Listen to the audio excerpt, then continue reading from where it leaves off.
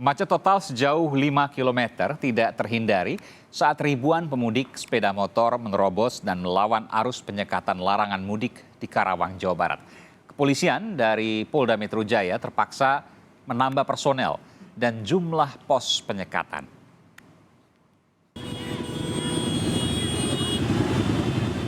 Ribuan pemudik sepeda motor nekat menerobos pos penyekatan larangan mudik di Karawang, Jawa Barat viral di media sosial Minggu malam. Sebagian pemotor nekat menerobos pembatas dengan melawan arus hingga menyebabkan kemacetan di kedua jalur sejauh 5 km. Petugas kepolisian yang berupaya mencegah kewalahan menangani situasi. Perdebatan juga terjadi saat petugas memutar balik kendaraan yang kedapatan melanggar aturan.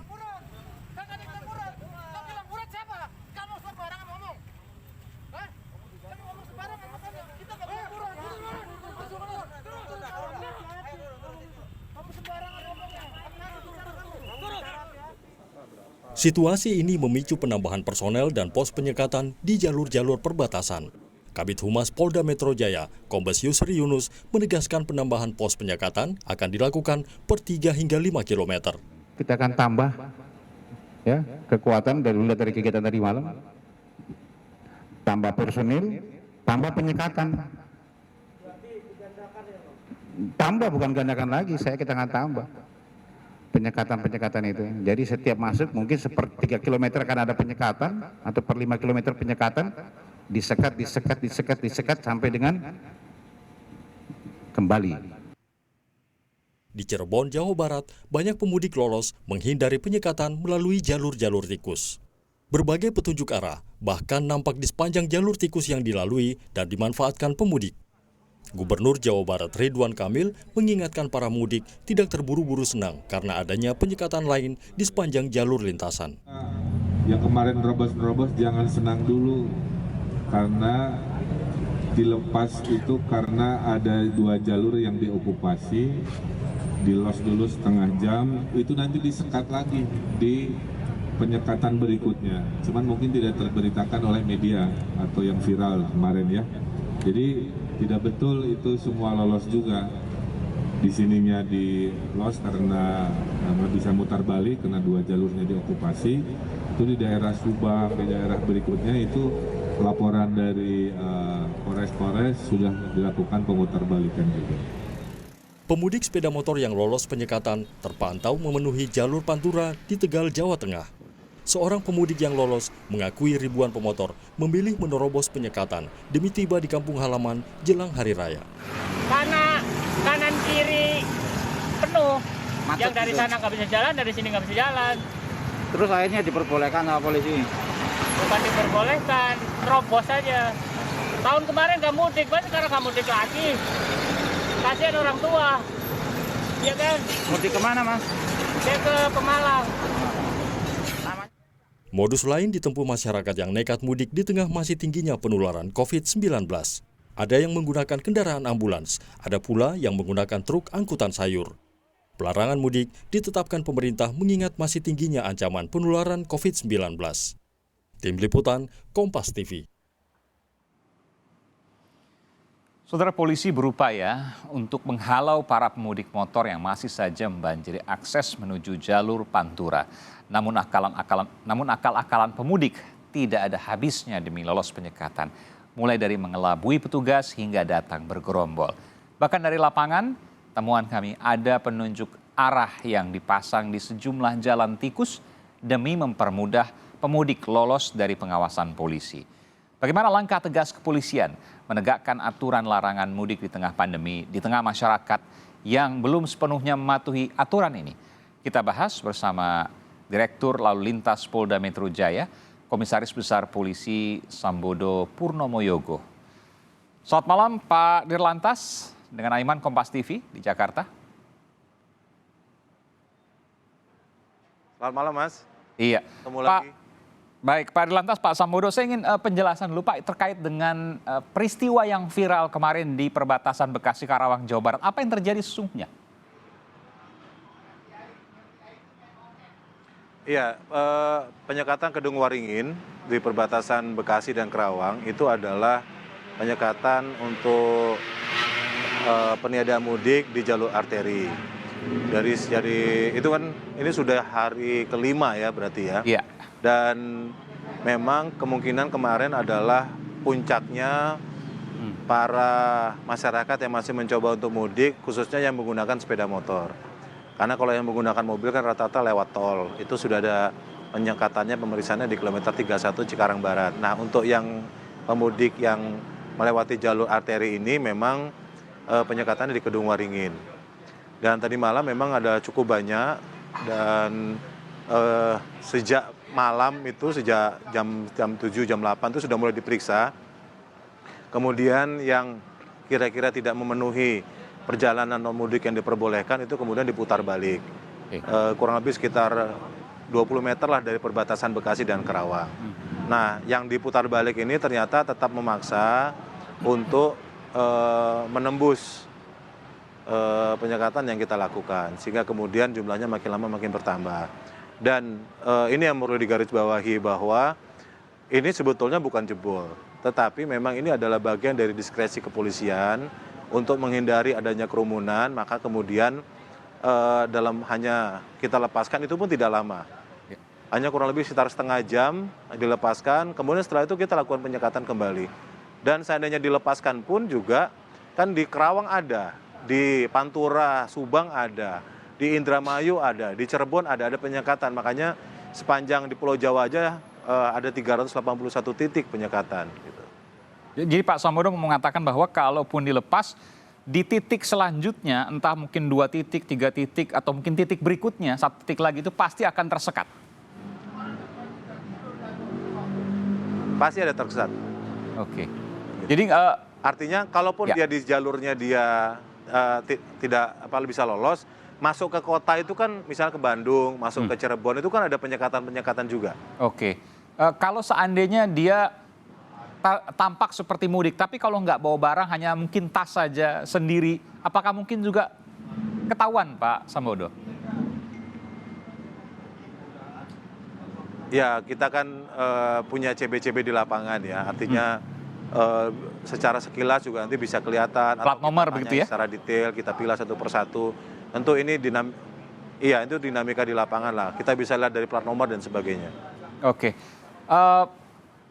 Kemarin memang luar biasa sekali peristiwanya. Ini mungkin ratusan, mungkin juga bisa jadi ribuan dalam waktu setengah jam itu. Meskipun kita juga harus mikirkan psikologis petugas di lapangan juga yang 24 jam untuk melihat bagaimana kemungkinan mereka melanggar dan lain sebagainya.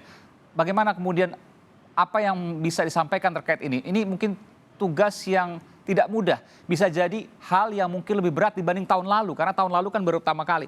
Tahun sekarang banyak yang kemudian beralasan misalnya begini. Saya tahun lalu tidak mudik, tahun sekarang tidak mudik, maka dengan cara apapun saya harus mudik. Ini kan effortnya, usahanya juga beda, Pak Dirlantas. Pak Dir, betul ya? Iya. Betul, karena survei dari Departemen Balitbang, Departemen Perhubungan mengatakan masih ada 7 juta warga masyarakat yang tetap ingin mudik walaupun sudah kita berikan pemahaman, kita berikan edukasi mengapa pemerintah melarang mudik. Sudah ada contoh-contoh negara-negara yang terkena second wave, bahkan the third wave daripada pandemik ini gitu. Tapi kan tetap ada 7 juta warga yang masih berusaha tetap dia pengen mudik gitu. Jadi memang kerja yang cukup berat, Mas. Iya. Apa yang dibekali kepada petugas di lapangan soal ini? Karena mungkin juga usaha dari mereka yang nekat mudik ini juga berbeda dengan tahun lalu, lebih keras saat ini. Iya, kan kita tetap operasi ketupat ini adalah operasi kemanusiaan. Tetap kita mengedepankan persuasif, humanis, memberikan edukasi kepada masyarakat dan memberikan pengamanan dan pelayanan bagaimana supaya pergerakan masyarakat, pergerakan manusia di masa Idul Fitri ini tidak hanya aman, lancar, dan tertib, tetapi juga sehat dan mematuhi protokol kesehatan. Kan itu intinya, Mas. Tapi yang lebih penting lagi adalah sebetulnya adalah kesadaran sipil, kesadaran kita bersama bahwa pandemi ini masih ada gitu. Tidak mungkin kemudian pelarangan mudik ini hanya diserahkan kepada TNI, Polri, Pemda untuk menyekat-nyekat. Nanti kita berhadapan terus dengan masyarakat. Justru yang harus kita bangun itu sebetulnya adalah kesadaran masyarakat sendiri untuk tidak mudik gitu. Iya, betul. Itu yang kemudian paling penting.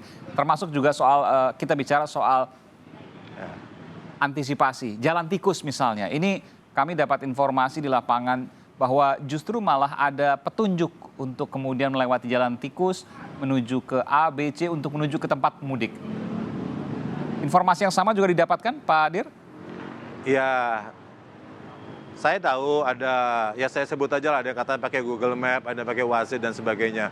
Tetapi kan ini begini, misalnya tujukan lewat Pantura, mungkin nggak usah pakai Google Map juga orang tahu kali namanya Pantura itu dia lewat Karawang, lewat Pantura dan sebagainya. Tetapi kan intinya begini, intinya mau seberapa keras pun kita menyekat, Iya.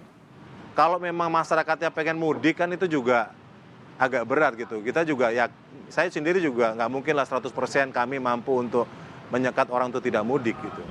Tapi paling tidak dengan apa yang kita lakukan, kita akan usahakan semaksimal mungkin supaya masyarakat bisa mematuhi anjuran pemerintah untuk menindakkan mudik tahun ini gitu. Iya. Memang saya juga melihat kondisinya memang luar biasa dari Bekasi sampai Karawang. Saya juga sempat kemudian berkunjung ke sana untuk melihat situasinya memang berat apa yang kemudian dilakukan. Itu baru 1 hari 2 hari. Sementara kita bicara sampai tanggal 17 Mei dan lanjut, betul ya Pak Dir? Ya. Betul, Pak. Memang operasi ketupat sampai tanggal 17, tetapi kalaulah misalnya ini banyak warga masyarakat yang sudah berangkat ke kampung halaman, ya tentu nanti akan ada arus balik. Nah, arus balik ini yang harus nanti kita juga antisipasi lebih awal. Kemarin kami sudah rapat dengan Pak Kapolda, memimpin rapat dengan para Kapolres dan pejabat utama Polda, bagaimana kita menyiapkan arus balik, bagaimana kita mengencourage RW, RT untuk mendata warganya yang mudik, kemudian yang pulang dari mudik, kalau nanti ada yang bergejala kita laksanakan swab antigen dan sebagainya. Ini sekarang kan Jakarta ini grafiknya sudah mulai bagus, Mas. Iya. Jangan sampai nanti kemudian grafik ini meningkat lagi kalau kita tidak bisa mengantisipasi lebih awal. Dan ini tidak mungkin hanya TNI Polri semata, ini harus orang-orang di PPKM, di RW, Kampung Tangguh, semua desa lurah harus bersama-sama. Kita memantau tetangga, memantau yang baru pulang mudik ada gejala apa tidak, kita swab antigen, kita PCR, supaya kemudian yang setelah pulang mudik ada gejala ini bisa kita pisahkan dari yang sehat gitu, sehingga nanti bisa terkendali.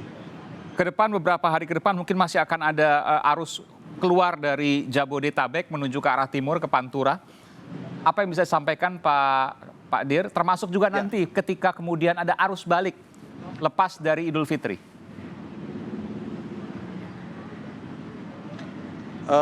Mulai malam ini, berkaca dari pengalaman beberapa malam yang lalu, sudah 2 malam yang lalu, memang ada peningkatan volume khususnya untuk pemudik sepeda motor. Untuk malam ini, pasukan personel kita tambah di pos-pos tertentu.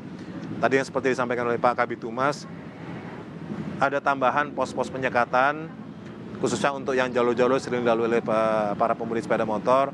Kemudian di titik ini juga kita tambah perkuatan pasukan dan sebagainya, termasuk juga dengan pengeras suara untuk memberikan himbauan kepada masyarakat agar mematuhi anjuran pemerintah untuk meniadakan mudik tahun ini. Iya.